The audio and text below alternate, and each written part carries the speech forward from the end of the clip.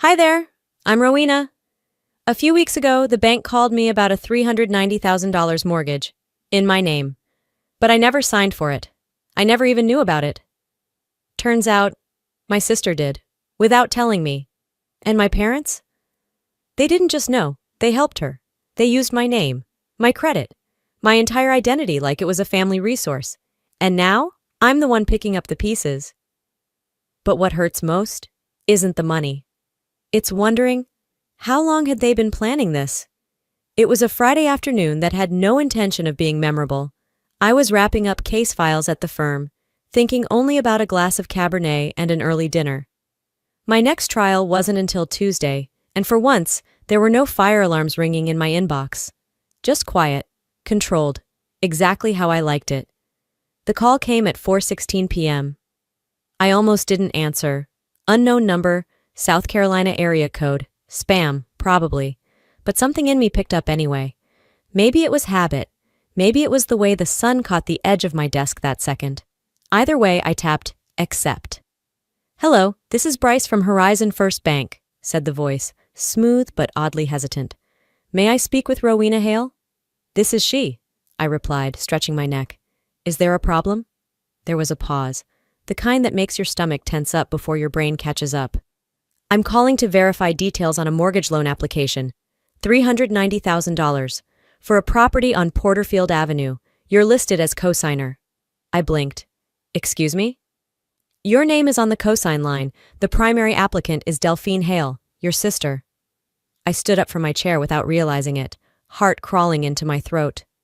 "There's been a mistake," I said. "I haven't signed anything for Delphine, or anyone for that matter. I don't even know where Porterfield Avenue is." Bryce cleared his throat. "I understand. But the application was approved 2 days after submission. We always confirm with the cosigner in follow-up checks, especially when the amount exceeds $350,000. Approved. 2 days. My blood ran cold. "I need you to email me every document tied to this loan, now." "Yes, ma'am. I'll send it right over." I ended the call without another word. My hand trembled slightly as I placed the phone on the desk. It was as if I had stepped outside my own life and into a stranger's chaos. Minutes later, the PDF landed in my inbox. I opened it, expecting, praying, it was some sort of clerical error. But there it was. My name, my social security number, my signature. Even the swoop on the R in Rowena was spot on. Something I picked up from Dad when I was 16, trying to make my signature look grown up. I felt like I'd been slapped. Not by a stranger. No, this was surgical. Familiar. Someone who knew me. Someone who had access. Suddenly my mind flashed back. Dad's birthday dinner 3 months ago. The way Mom handed me a small stack of forms and said, "Just sign these, it's for the insurance renewal, nothing serious." I'd barely glanced at them. I was distracted, laughing at one of Dad's stories about the neighbor's dog chasing a FedEx driver, and now, $390,000. On my name. I scrolled to the second page of the loan file. Primary applicant, Delphine Hale. I couldn't breathe. My stomach twisted like I'd swallowed glass. The noise of the office, phones ringing, printers humming, faded into white static. My little sister, Delphine. It wasn't just a betrayal. It was so calculated, so bold, it didn't feel real. This wasn't the girl who used to sneak into my room and borrow my lipstick. This wasn't the same woman who cried on my shoulder after her divorce. Or maybe it was. I remembered something else. Last spring. She forgot her ID at a gym and asked if she could use mine just for the waiver. I'd laughed it off then, but maybe that was the first step. I grabbed my phone again, hands ice cold now, and tapped on Silas Monroe's contact. He picked up on the first ring. "Ro?" he asked. "You okay?" "Silas," my voice cracked. "I think my family forged my name on a mortgage." He didn't pause. "Send me everything. I'm coming over."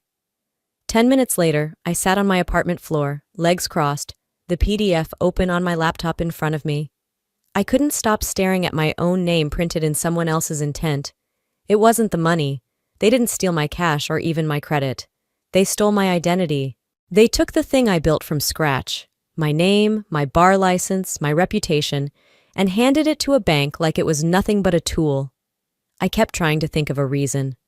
A misunderstanding. Some wildly twisted favor gone wrong. But there wasn't one. They didn't ask. They didn't warn me. They just did it. And I was supposed to carry the cost. The doorbell rang. I didn't move right away. I was still processing one thing. If they did this, what else had they done? The door clicked once before I opened it. Silas didn't say a word. He just stepped inside like he'd done it 100 times before. In many ways, he had. Old friend, solid as granite, and exactly the person you wanted standing beside you when your life unraveled. I handed him the printouts I'd been gripping since I hit print on my home office desk 20 minutes earlier. The paper was still warm in my hands. He took the stack and moved to my kitchen counter, eyes scanning the pages without even pulling out his glasses. For a few long seconds, the only sound was the faint hum of my fridge. "Whoever did this," he said finally, "knows your handwriting too well." I didn't answer. My throat tightened as I watched him lay 2 signatures side by side, one from my official state ID and the other from the mortgage PDF. "They didn't just copy your signature," he said, pointing at the tail on the R. "They traced your rhythm. This isn't amateur work." My mouth was dry. "That loop. I picked it up from Mom. She always signs her letters with that little curl. I used to mimic it in high school. Thought it made me look elegant." He raised an eyebrow. "So, either Mom did this or someone who's watched you sign things for years." The silence stretched. "It gets worse," I said. I pulled out another sheet, an old email confirmation from Christmas Eve, just 3 months ago. Mom had slipped a folder across the table after dinner and said, "Just health insurance stuff. Sign here before dessert gets cold." The page had 2 signatures on it, mine and hers. I remembered the moment now, vivid as ever. She never even looked me in the eye. Silas leaned over it. "You think that's when she got the base copy?" I nodded slowly. "And the driver's license?" he asked. I flinched. Delphine borrowed it once, said her wallet got stolen and she needed an ID just to check into a temp job. I thought it was harmless. His eyes darkened. "Ro, they were building a profile, bit by bit. No one gets a $390,000 loan overnight unless they're working with inside info and zero conscience." I sat down on the armrest of my couch, trying to stay upright while my world tilted again. "This wasn't one impulsive choice," I whispered. "They plotted this. They knew you wouldn't question your family. That's why they picked you." I rubbed my temple, feeling the heat behind my eyes. "Because I make a living on credibility. Because my name opens doors." He didn't respond immediately. He just tapped the PDF again. "And now? They've kicked one open with it." I stood, pacing. "There were signs," I admitted. "Delphine suddenly had a new car. Mom started talking about renovations. I didn't think twice. Assumed Dad cashed out another bond." Silas crossed his arms. "We need to act now. First step, freeze your credit. Then we pull every report tied to your social security number, every open account, every data breach." "I'm not calling the fraud division yet," I said quickly. "Not until I know how deep this goes." He studied me. "You think they've done more?" I nodded. "I don't think this stops at one loan. I think it's layered. Accounts, credit, maybe even investments." He paused. "So what's your move?" "I want to talk to Delphine. Alone. I need to hear it from her." "You think she'll admit it?" "No," I said. "But I'll know if she lies." Silas didn't push back. He knew me well enough to know when I needed a beat to sort things myself. I walked to the window, watching the glow of streetlights settle across the street like a soft warning. It had gotten darker without me realizing it. The afternoon had bled into evening, and my apartment now felt like a glass cage. "She always said she hated confrontation," I murmured. But this was surgical. I picked up my phone, opened a new message, and typed 3 words. "We need to talk." I hit send before I could second-guess it. Then I leaned my head against the cool glass and whispered, "How long were you planning this, Del?" I didn't sleep. Not really. I dozed for 20 minutes sometime around 3, but even then my body wouldn't let go. My mind kept replaying the way Delphine used to tilt her head when she was lying, the shift in Mom's voice when she wanted something covered up, the way my dad would just go silent whenever the air got too thick to breathe. By morning, the unease in my chest hadn't eased. It had taken root. Light crept through the blinds, casting thin lines across the dining table, where I'd laid out everything Silas left me. A sea of printed emails, copies of loan forms, and annotated notes. My coffee sat untouched. I'd made it out of habit, black, no sugar, but my stomach was in no condition to cooperate. I powered up my laptop to cross-reference the approval email from Horizon Bank. It took longer than usual to boot. The login screen lagged, froze, then flashed once before settling. Weird. I clicked into the email client. Another hiccup, a slight delay. Not something that screamed red flag, but enough to make my lawyer's instincts twitch. I restarted it, hoping it was just a browser bug, but it kept happening. I stared at the screen, every cell in my body humming with quiet alarm. There's no such thing as a coincidence when you're dealing with stolen identity. I grabbed my phone and called Silas. "Something's wrong," I said, before he could even say hello. "I think someone's watching my laptop." Silas didn't argue. He asked a few questions, technical ones I barely followed, then said he'd call Lennox Vale, an old law school buddy turned forensic IT investigator. He owes me, and he's good. 10 minutes later, I was on a Zoom call with Lennox, who looked like he hadn't slept since Halloween. Hoodie, bloodshot eyes, and fingers that flew across the keyboard as he accessed my system remotely. "Okay, I'm in," he muttered, squinting at code lines scrolling down the screen. "Let's see what we're dealing with." "Wait." He stopped. "What?" I leaned forward. "There's a script in here," he said, now typing faster. "Keylogger. Not amateur stuff. It's been quietly collecting input for weeks." My heart clenched. Input like everything. Keystrokes, login history, passwords. It even mirrored clipboard content. I swallowed hard. Lennox's voice grew more cautious. "There's a secondary relay. Whoever set this up wanted to track, collect, and forward the data somewhere else." "Where?" I asked. He didn't speak right away. Then, "You're not going to like this." He shared his screen. Highlighted in yellow was a label embedded in the program, Verena.backmail. "Backmail?" I said aloud, confused. "Looks like a bad spelling of blackmail. Or maybe it's intentional. But Verena is my mother," I answered quietly. He nodded slowly. "Well, Rowena, your mom's name is literally coded into the back end of a data scraping program installed on your laptop." My skin went cold. "How?" "Looks like it was installed via USB. You don't use flash drives?" "No, but last month, Mom asked to check a turkey recipe on my laptop. Said her phone was acting up." Lennox gave a low whistle. "That'd do it." A new memory surfaced, clearer now. My birthday, back in January. Delphine showed up at my office late, said she wanted to surprise me with coffee and flowers. I'd stepped out for a client call. She was alone with my machine for at least 15 minutes. And 2 weeks later, the loan was approved. My hands tightened into fists. This wasn't an accident. This was coordinated. Silas called back just as Lennox sent over a synced app folder. "We've got something else," he said. "You'll want to see this." Inside the folder was a downloaded message export pulled from an iCloud sync, a single conversation time-stamped late January. "Verena, sem duok het roa, bat dao suli, dung de nobie." My Vietnamese is rusty, but even I understood that. "Seen everything. Start processing. Don't let her find out." I covered my mouth with one hand, fingers trembling. It wasn't a slip-up. It was a plan.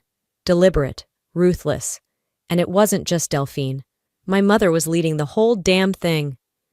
I felt something click into place inside me, a dull weight that turned sharp at the edges. "She's the one," I whispered. "My mother's the ringleader." Silas didn't argue. He just said, "I was afraid of that." I pulled out a yellow legal pad and started scribbling. Dates, file names, IP addresses. I began cross-referencing login times, noticing overlaps between nights Mom stayed over to help organize my taxes and unexplained data spikes on my router. "She always pretended she didn't understand tech," I muttered. That was the cover.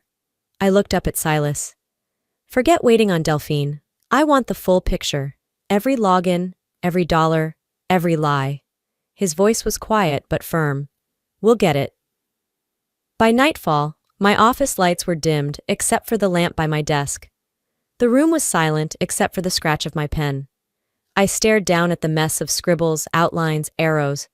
Then I said it out loud because saying it made it real. They didn't just lie to me, they studied me. I shut off the lamp, and finally, I stopped feeling surprised. The sunrise filtered in through a narrow slit between my blinds. I hadn't planned to be awake that early, but sleep had long since given up on me. I lay still for a while, staring at the ceiling, listening to the quiet hum of a city not yet in motion. There's a strange heaviness to that hour, a silence too honest to ignore. I finally got up, walked barefoot across the cold floor, and powered up my laptop again. This time, I wasn't checking emails. I needed numbers, proof of the damage. The screen lit up. I logged into my credit report portal. Breath held tight. 812. That had been my score the last time I checked, about 6 months ago. Now? 608? I blinked. Then I blinked again. That wasn't just a drop, it was a freefall. I scanned the report with shaking fingers. 4 new credit cards opened under my name, all maxed out. One of them had a $25,000 limit. Another showed a recent charge at a jewelry store in Charlotte. I'd never even been to that store. Not once. There was a loan application flagged as delinquent, another one with an auto dealer tied to a shipping address in Hilton Head. The name on every account was mine, but none of the activity was. I let out a breath that came out more like a choke. This wasn't just about a mortgage anymore. They were using me. Still. I opened my inbox hoping for some kind of update from Silas or Lennox. Instead, I saw a new message from a firm I'd interviewed with last month. A partner-track position in Atlanta I'd quietly applied to as a potential move. Subject, update on interview status, I clicked. The body of the message was 3 lines long. Dear Miss Hale, we regret to inform you that due to concerns raised in your recent background screening, we are no longer moving forward with your application. We wish you continued success in your career. That was it. No elaboration, no chance to explain, just gone. I stared at the screen, hands turning cold. Unfavorable credit activity. That's what they meant. They hadn't just stolen my future. They were actively closing doors I didn't even know were open. And then the next blow came. Another email. This one wasn't from a law firm. It was from the IRS. Subject, verification needed. 2024 filing activity under SSN, ending in 42X. The message read, we have flagged unusual financial activity tied to Schedule C filings for business income not previously reported. Please confirm the legitimacy of these entries. Failure to respond within 14 days may result in audit escalation. I felt like the room shifted. Schedule C? That's for business owners, sole proprietors. I'd never filed as one in my life. I scrolled down and saw the EIN number listed in the form. It wasn't familiar, but the mailing address was. Hilton Head, our old family summer house. I called Silas, fingers trembling. He picked up on the second ring. I just got flagged by the IRS, I told him, trying to keep my voice level. There are business filings I never made, linked to Hilton Head. There was silence on the line. Then, we'll go over every line. I'll loop Lennox back in. 15 minutes later, Lennox was on the call. He pulled up the digital trail and confirmed 3 separate Schedule C forms filed from my SSN, 2 of them tied to shell companies. One had a contact email, nearly identical to mine, but ending in .consult instead of .com. This is deeper than just theft, Lennox said grimly. They've set up a parallel version of you, a ghost Rowena. I couldn't speak. I just stared at the monitor as the shape of my life distorted before me. Row, Silas said gently. If this hits your current job, there's a chance they'll open an internal review. They'll see liabilities, credit flags, legal inconsistencies. I could lose my bar license, I whispered. You're not just the victim here, he said. You're the asset. They're draining everything you've spent your life building. I sat back, the weight of it pinning me in place. I thought of every sleepless night in law school, every win I fought for in court, every moment I held back just to protect this name, this version of me. I opened my leather journal, the one I kept for thoughts too raw for email. I wrote, they're not just betraying me, they're trying to replace me. And then came the final gut punch. A new email popped in. Subject line, policy risk notification, professional liability insurance. The body read, due to recent shifts in credit reliability, Your standing with our underwriting department has been flagged. Please submit updated financial documents within 10 business days to avoid suspension. I closed the laptop slowly. This wasn't just about money, or lies, or loans. This was about survival now. I stood and whispered aloud to the empty room. If they're not stopping, neither am I. I spent the next few hours sifting through paperwork, scanning emails, and uploading files to Silas and Lennox like I was assembling a war map. I didn't even realize how late the afternoon had gotten until the light in my apartment turned from golden to steel gray. I hadn't eaten. I hadn't even showered. All I knew was that my life, my real life, was dissolving beneath layers of someone else's decisions. My phone buzzed. Silas. I answered on the first ring. Tell me you found something. I wish I hadn't, he said, voice flat. Rowena, the income verification on the mortgage, it's signed by your father. I froze. No, that's not possible. My dad, he doesn't even handle our taxes. He did this time, Silas said, and I triple-checked. Same handwriting from other official forms he's filed. Same signature. He sent the scan over. I clicked. There it was. Jasper Hale scrawled beneath the words, employment verified by immediate family member. I couldn't speak. I just sat there staring at the page, my stomach folding in on itself. I had seen that signature 100 times. On school permission slips, on birthday cards, on the dotted line of my college loan cosign. He hadn't been tricked. He'd participated. It wasn't just my mother. It wasn't just Delphine. It was all of them. I stared out the window, jaw clenched so tight it hurt. I didn't care if they thought it was for Delphine's sake, or for the family, or out of desperation. He knew. He signed off on my name, knowing it would break me if it ever surfaced. But that wasn't even the worst of it. Minutes later, Lennox called.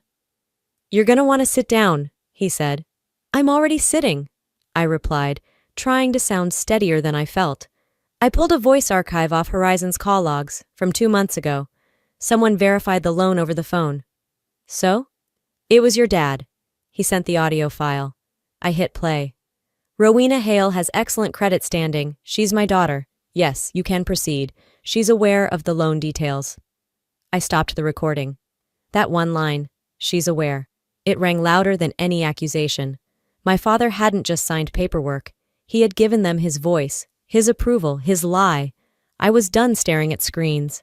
I grabbed my car keys, threw on the nearest jacket, and drove. They lived just 15 minutes away, but in that drive, I passed through 100 different versions of myself. Daughter, victim, lawyer, stranger. When I pulled into their driveway, the sun was low, casting long shadows across the grass. My father was out front, trimming the hedges, calm, like nothing had collapsed. I stepped out, holding a folder. Dad, I called. He looked up, wiped sweat from his brow with the back of his hand. Hey, sweetheart, he said. You okay? I held up the folder. Let's not play this game. He took one look at my face and knew. I opened the folder, showed him the printed email and audio transcript. You lied to a bank. You said I knew about the loan. You signed forms. You vouched for income that wasn't mine. He exhaled heavily and set down the trimmers. I just wanted Delphine to have a shot, he said. I blinked. What? He shrugged, eyes suddenly glassy. You already have everything, Ro. The career, the respect, the money. Delphine, she's been trying. She just needed a boost. A boost? My voice cracked. So you dismantled my life to give her a shortcut? It wasn't meant to go this far. That excuse is older than your damn lawnmower. The front door opened. My mother stepped out, arms crossed, face unreadable. What's going on? She asked, already knowing the answer. I turned to her. You knew. You orchestrated this. Her voice didn't rise. Don't dramatize, Rowena. This is family. You're blowing this out of proportion. I laughed. Short, bitter. You installed spyware on my laptop, opened credit cards in my name, let Delphine steal my license, and you call this protection? Her eyes narrowed. We're your blood. You don't take your family to court. No, I said, stepping closer, voice even. But you also don't let your family set you on fire to keep their hands warm. She flinched. I looked at both of them, and something inside me snapped into place. I'm warning you, I said clearly. If this continues, if I find one more document, one more login, one more false record in my name, I will file formal charges, and I will name every single one of you. Silence. For once, not even my mother had something to say. I turned and walked back to my car. My hands were shaking, but I didn't cry. On the way home, the sky turned orange behind me. Streetlights flickered on. The world moved as if nothing had changed, but for me, everything had. When I got inside, I tossed my keys on the table, dropped the folder next to my laptop, and pulled out a new file, labeled in thick black ink, Family Fraud, Phase 1. I sat down and opened a blank page. This wasn't just personal anymore, it was legal. If they wanted war, I muttered, they just got one. The next morning, Charleston was cold and wet. Gray light slipped in through my blinds like judgment. I didn't sleep, I didn't even pretend to. Instead, I sat on the edge of my bed, the words from last night still echoing in my head like a threat and a promise all at once. They wanted war. Fine. I was done tiptoeing around their lies. Just as I reached for my laptop, Lennox texted. Lennox, call me, now. I grabbed my phone. What is it? I found a ghost email, he said. It's set up to mirror yours. Same name, same photo, same footer. Slight variation in the domain. I sat up straighter. Show me. Moments later, an inbox appeared on my screen. rowena.hale.consult@gmail.com. The emails were slick, polished, pitched as if written by me, offering investment opportunities under the name Riverpine Growth Fund. My jaw clenched as I scrolled. One email even had my full bar license ID in the signature. My actual signature copied perfectly. You see the Zoom invite? Lennox asked. I clicked the link. It routes to a Zoom that uses a filter. Whoever was impersonating you did it in real time. Rage turned into nausea. Delphine. He didn't disagree. She hadn't just used my name. She'd turned it into bait. I closed the tab, bile rising in my throat. Then came the real punch in the chest, an email forwarded to me by Silas. The subject line read, You promised it was safe. The message was from a woman named Agnes Merritt, 69, retired school teacher from Beaufort. Rowena, she wrote, you said I could trust you. I believed in you. I put my savings into that fund. I froze. I had never seen this woman in my life, but she believed we had met. She attached a screenshot from a Zoom call. My face, my voice, my mannerisms, calm, convincing. This was from last month, she wrote. You even told me your mother was helping manage the fund. I thought that was so nice. I sat very still, staring at my screen. A hollow feeling spread through my chest like smoke. Lennox, I whispered, I need you to verify something. He was already on it. I'm pulling metadata from her recording, he said. We'll know who it really was. Within 10 minutes, he had it. It's Delphine, wearing a wig. Voice filters solid, but look at this. Frame by frame. You can see the distortion glitches at the jawline. I leaned closer. There it was. She'd dressed up like me, worn my smile like a costume, and then conned a 70-year-old woman out of her retirement. I stood, pacing, arms crossed so tightly across my chest I could hardly breathe. This wasn't just identity theft. It was identity invasion. I grabbed my phone and called Silas. We're going federal, I said. He didn't flinch. Good, because this crossed from fraud into elder abuse and securities crime. We're talking FBI? Yes, he said. And potentially SEC. You ready for that? I didn't hesitate. More than ever. We made a list. Cease and desist letters to Google. Formal complaint filings, IRS alert. A dedicated fraud packet for every investor we could identify. And a flag notification to the Charleston Bar Association. On my terms, before anyone else weaponized it. Silas met me at my place that afternoon. Write the affidavit, he said. Name everyone. I sat at my kitchen counter, typed their names with hands that didn't shake anymore. Verena Hale, Jasper Hale, Delphine Hale. Criminal conspiracy, financial fraud, identity misuse, elder exploitation, unlawful impersonation. Each word felt like a blade being forged. I signed it, emailed Silas a copy, then printed another for my own records. I placed it in a binder, right behind two new tabs. Family, evidence, Damage. I stood up, staring down at what used to be my bloodline, and what now amounted to my case file. They didn't just borrow my name, I said aloud. They built an empire on it. I closed the binder. This is what they wanted, and this is what they'll get. By the time the clock struck 1 p.m., my email pinged. It was from Agnes again, this time with an audio file attached and a one-line message. This is what convinced me. I clicked the file. The voice that came through my speakers stopped me cold. My daughter Rowena is overseeing this fund personally. I promise you, Mrs. Merritt, it's secure. You're in good hands. It was my mother. Her cadence, her confidence, her betrayal. She hadn't just signed things behind my back. She had stood in front of them, sold them on my name with all the grace and polish of someone who genuinely believed she was doing the right thing. Or worse, didn't care that it was wrong. I sat back in my chair, a quiet storm building inside me. 10 minutes later, I was on the road. I didn't text, didn't call, I just drove. The drive to my parents' house used to feel nostalgic. Now it felt clinical, calculated, like walking into court. Verena opened the door wearing her pearls, an apron, and the face she reserved for brunches and Christmas cards. "Rowena," she said like nothing had happened. I stepped in, bypassing pleasantries. "I want to talk." She led me into the sunroom, her hands folded neatly on her lap like this was a PTA meeting. I didn't waste time. I hit play. The voice memo filled the space, and as it played, I watched her jaw tighten. When it ended, she looked me dead in the eye and said, "I did what I had to. You wouldn't help your sister, so I did." I stared at her, stunned by the ease of her answer. No shame, no hesitation. Just a woman who'd convinced herself that betrayal was an act of maternal love. "You sold my name," I said quietly. "You have so much, Rowena," she said, eyes glassy. Delphine had nothing. She needed a break. I laughed, not because it was funny, but because I couldn't believe I'd once thought we were alike.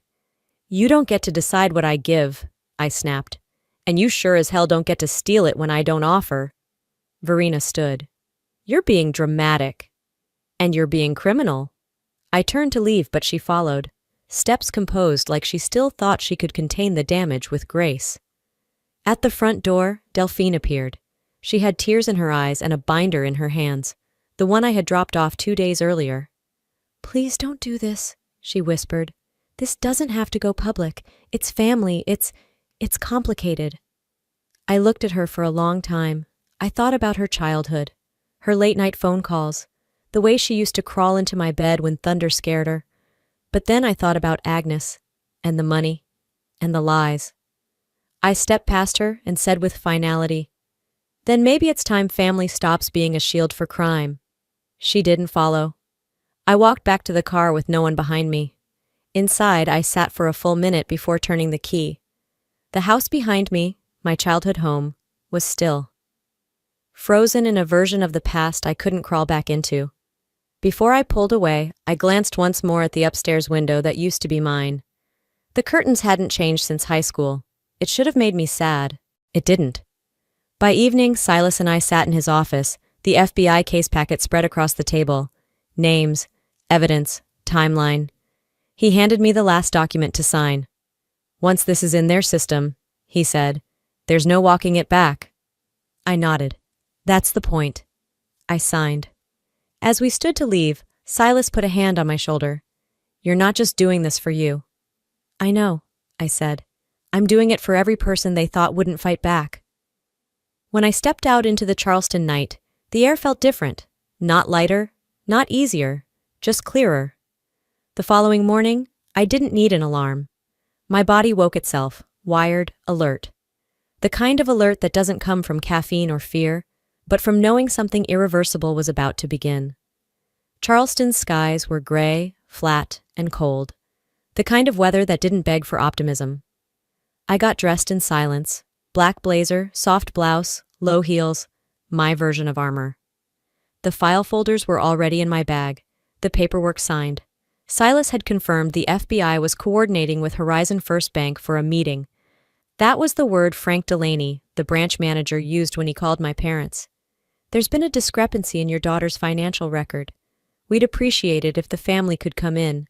Shouldn't take more than half an hour. I sat in the passenger seat of Silas's car, folder clutched like a shield. He didn't talk much. He didn't need to. This wasn't strategy anymore. This was execution. Inside the bank's conference room, the table had been cleared, but for 3 cold bottles of water and a crisp manila folder with their names on the front. The room felt sanitized, prepped, waiting for surgery. Verena walked in first, in pearls, as if she were about to negotiate a charity auction. Jasper followed, neutral and unreadable. Delphine arrived last, her hair in a bun too tight, her eyes darting. No one greeted me. Inspector Dallas entered a few minutes later, smooth and composed. He nodded at me, then turned to the others. Thank you for coming. This meeting was called to clarify some material inconsistencies regarding financial activity under Rowena Hale's identity. Verena gave a tight-lipped smile. I'm sure it's all a misunderstanding. I reached into my bag and pulled out the binder. Let's clear it up then. I opened it and laid out the exhibits. Forged signatures, mirrored email addresses, Zoom screenshots, voice logs, shell company listings, credit statements. All tied back to the same 3 names. Verena, Jasper, Delphine. Verena's smile cracked. You would throw your family under the bus for a little reputation? I didn't blink. You threw me under. I'm just climbing out. The silence that followed wasn't stunned. It was indignant. I raised you better than this, she said sharply. No, I replied.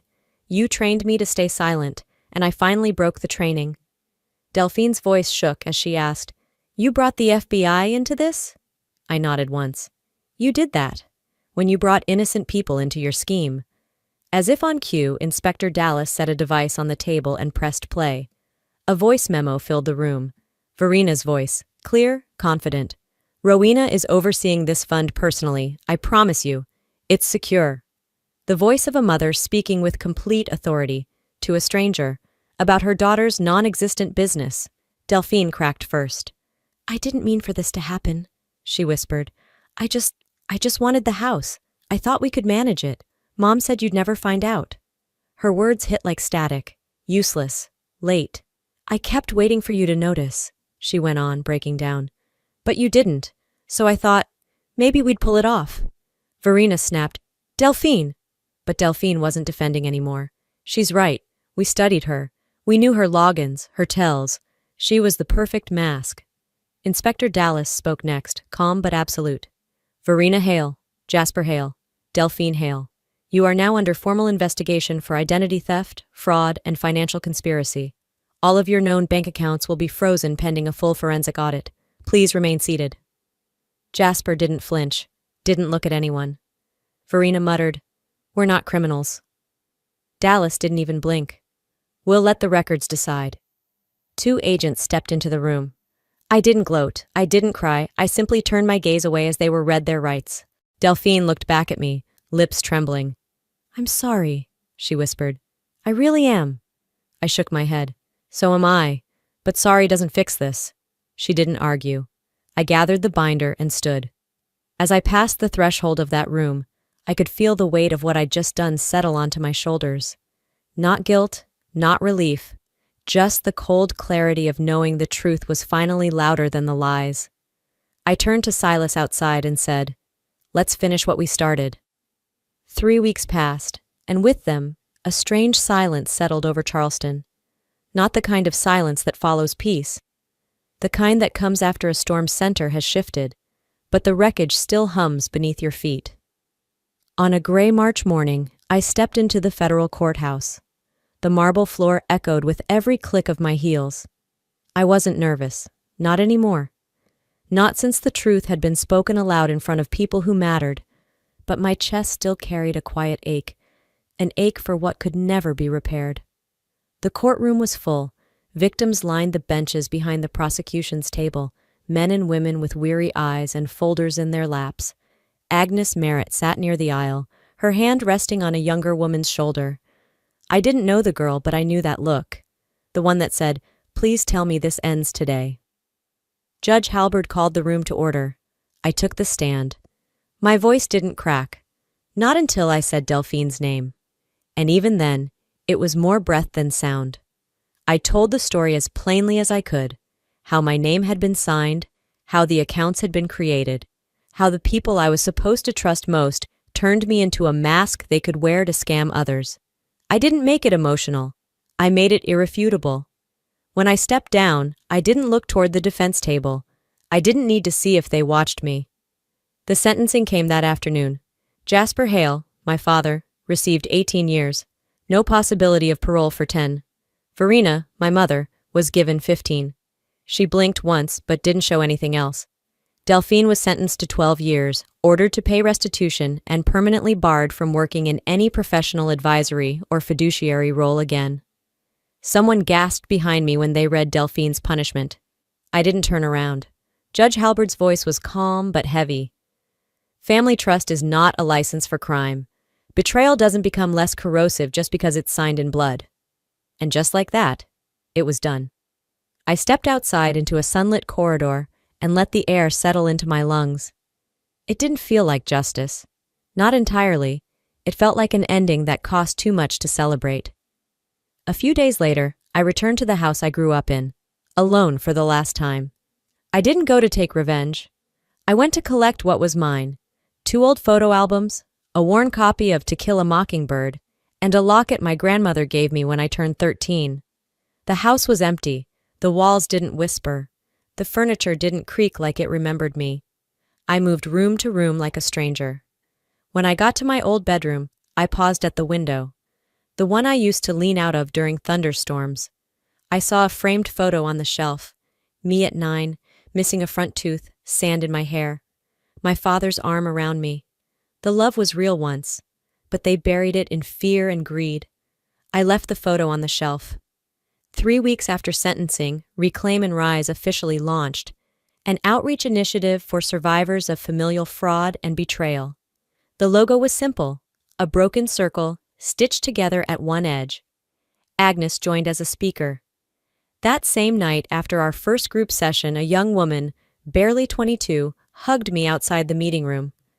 She didn't say much, just this: "You made me believe I can speak out. Thank you." I squeezed her hand. No grand speeches, just a nod, because I knew what that silence cost. The following Sunday, I found myself sitting across from Silas in my office, sharing black coffee and late-day sun. He leaned back. "Do you think you'll ever forgive them?" I looked at my hands, at the faint scars left from where my nails dug too hard during that first week of unraveling. "Forgiveness is for peace," I said, "but they don't get to come back into my life." He didn't push, and I didn't cry. The first Reclaim and Rise conference took place at a small community center downtown. Folding chairs, potluck snacks, and an open mic. I watched as survivors took the stage, shaky at first, then stronger with each word. When it was my turn, I walked to the podium with no notes. I looked out at the crowd, dozens of faces, all with different stories, all carrying pieces of the same pain. "I used to think blood made a family," I said. "Now I know. It's truth that does." The room didn't erupt. It breathed. I smiled, not because I was healed, but because I was still here, still standing. As I close this chapter of my life, I want to leave you with this. If there's one thing I've learned through all of this, it's that family should never be a weapon used against you. Trust is not unconditional. It is earned, protected, and when broken, it demands accountability, even if it comes from the people who once held your hand through childhood storms. Speaking up was the hardest thing I've ever done, but silence would have cost me more. Silence would have buried me under the weight of someone else's lies. To anyone out there watching, if someone you love crosses the line from love to manipulation, from support to sabotage, you have the right to say, "No more." Your boundaries are not betrayal. Your strength is not cruelty. Protecting your peace is not a punishment to them. It's a promise to yourself.